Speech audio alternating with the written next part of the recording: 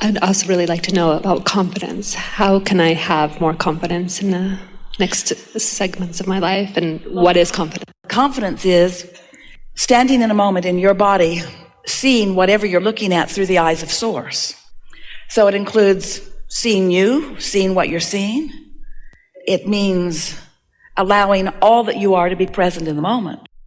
And you would be in that confidence if you weren't doing something, or if you haven't been practicing something that is still somewhat active in you that isn't letting the confidence through. It's like you've got an umbrella up, and confidence and well-being is raining down all around you because your inner being knows how brilliant you are and how worthy you are.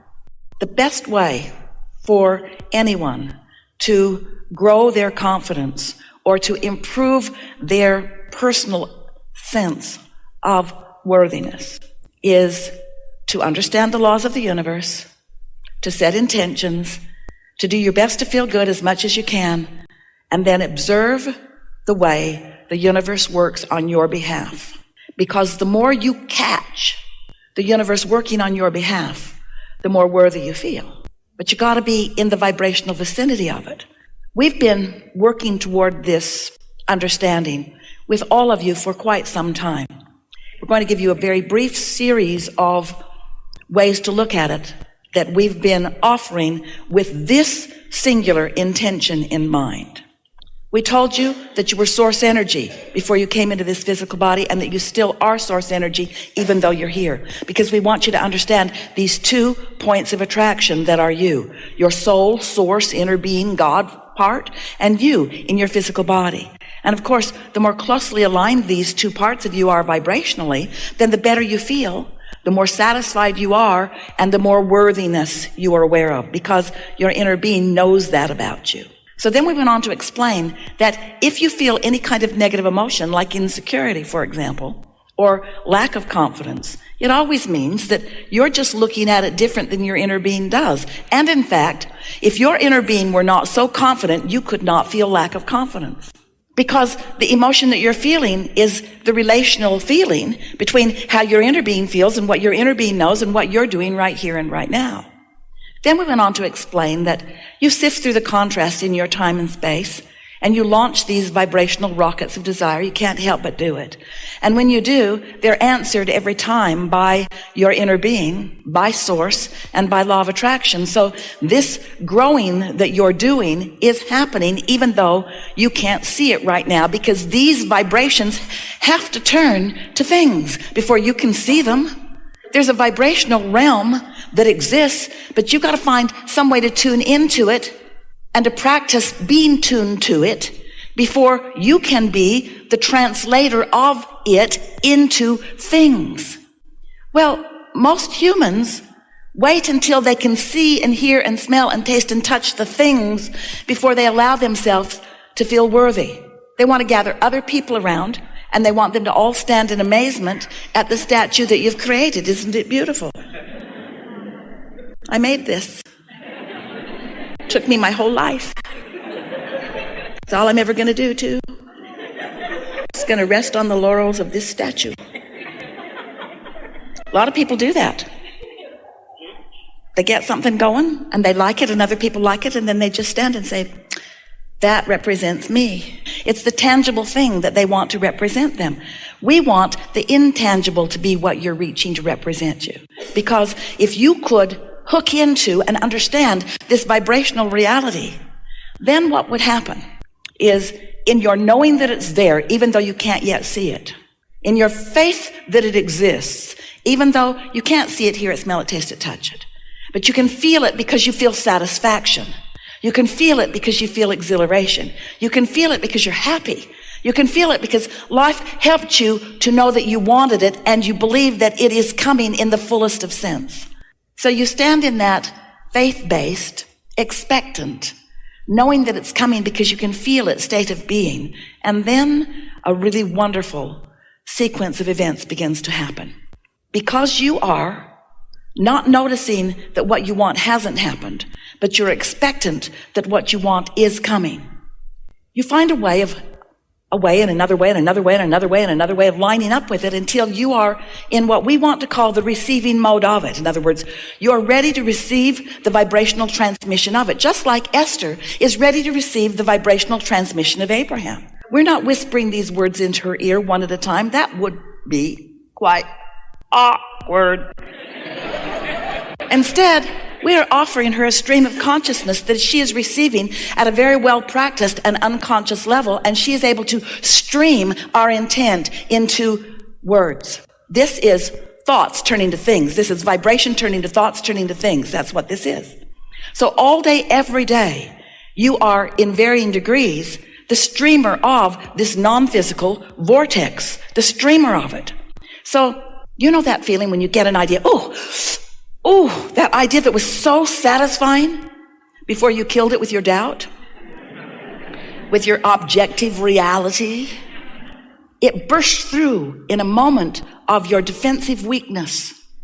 It burst through in a moment of your unguarded protectiveness. It burst through because it must, because source is always flowing it. It came through and, you got a whiff of it. You said. And then you saw someone else saying, what's wrong with you? Nothing. Just a ridiculous thought I had about my future success. But if you feel that idea and you feel it and you understand what just happened, that a thought just turned to a thing. It just turned to an idea in your mind that gave you exhilaration because you merged. You were you. You were in tune with who you are. And because you understand the process, because you understand law of attraction, because you understand your place out here on the leading edge, because you know you put stuff in the vortex and you know the vortex did its thing and law of attraction worked with it and your inner being's there too. And most important, because you found a high-flying enough thought for long enough, now you and your thoughts are in a close enough vibrational place that you received and translated the transmission of it into an idea. And we want you to know that's not the beginning. That's well along the way when that happens to you. And when that happens to you, that means you have the ability to hold yourself there for more thoughts, which bring more good timing, more good rendezvous, more manifestations of the things that are in your vibrational reality right out here where you can see them and everyone else can too. And there is nothing in all of the universe that brings more of a steady awareness of your worthiness than your applying what you know and translating it into your good deeds, you see.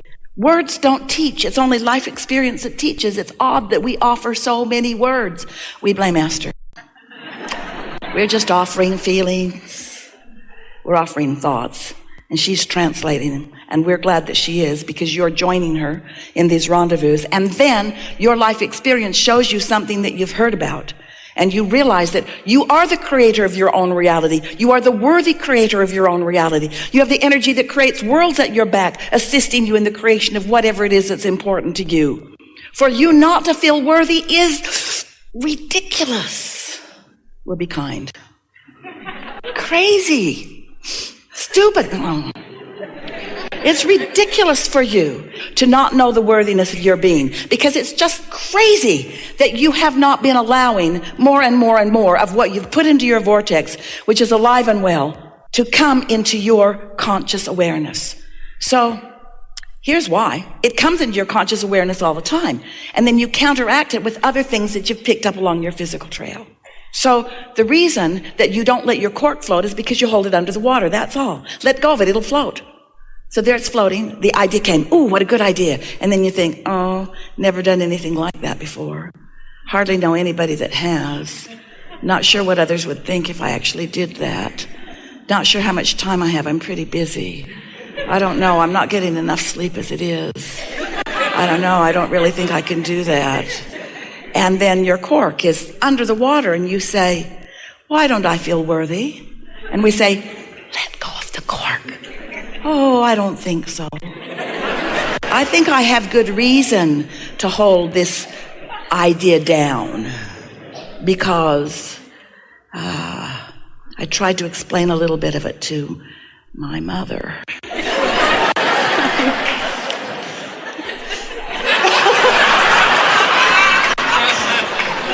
And then I went to sleep.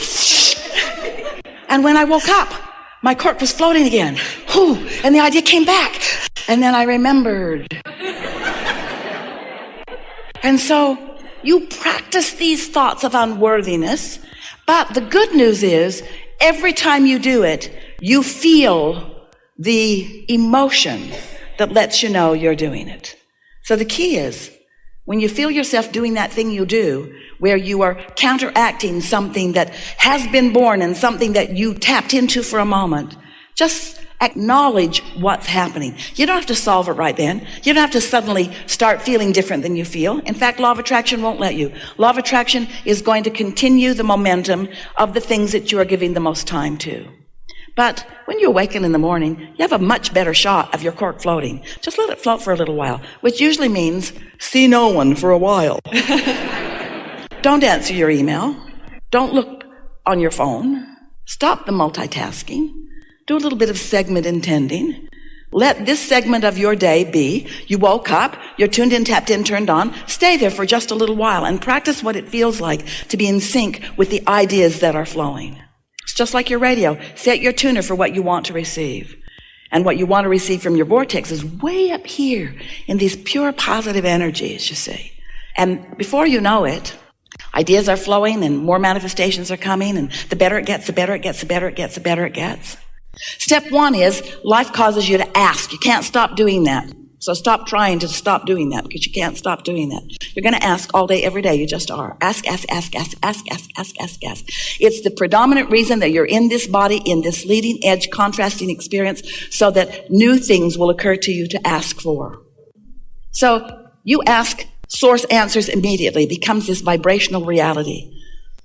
And then it becomes more and more and more as law of attraction adds to it, and it gestates and becomes ready for you to receive. That's step 3. You got to be in the mode where you can receive what it is that you've been asking for. And you're getting good at that. Have you noticed? You're getting very good at that. Which leads us to step 4, which is just being very good at that. Step 4 is just being very good at step 3. That's all step 4 is, just being really good at step 3. So that it's natural, so that your natural tendency is to expect good things rather than have to talk yourself into it. And then step 5, it's really our favorite step of all, because that's where you come back into awareness of how you felt when you decided to come into this body to begin with. That's where you gladly embrace step 1 as an important step. Because so often you become masters of step 3, and then when you have a dip in your vibration, you beat up on yourself about it instead of acknowledging, oh yeah, I forgot. That is what I came for. I came for the contrast that gives birth to more ideas and more ideas and more ideas and more ideas and more ideas. So we know you heard that clearly. Just be playful about it. Don't be so serious about it. There's nothing serious going on. Do you know, if you didn't know anything about anything that we say to you ever, if you hadn't read any books, there are a lot of them. If you hadn't listened to any recordings, there are so many of them, you'd need another lifetime to hear them. If you'd never heard anything from us or anyone that knows anything that we know, your life would teach you all of this just naturally because of the setup. You were born into contrast, which causes you to ask automatically. Step 1 is taken care of. You don't need a class about that. So this consistent, lovely law of attraction, it just does its thing. You don't have to know about it. And source answers every time, and you don't have to know about that. So your vibrational reality, this vibrational version of everything that you want and everything that you've become, just keeps amassing more and becoming more and being the confident, successful, everything that you're reaching for. It just bees that and just offers a signal to you all day, every day. Here we are. Remember us? Remember all that we've become together? Here we are, emanating everything that we are. Here we are, talking about you and your inner being. Here we are. Confident, happy, appreciative, loving. Here we are. But you notice mostly where you're not here where we are when you're somewhere else. When you feel negative emotion, that's when you have your most knowledge about the existence of this vibrational reality. Because you couldn't feel bad if we didn't feel so good. If there were not this vibrational relationship that is so vibrationally connected to you, you could never feel negative emotion, which means every bit of negative emotion that you feel is such a good thing because it's evidence of how far you've come and how much you are, you see.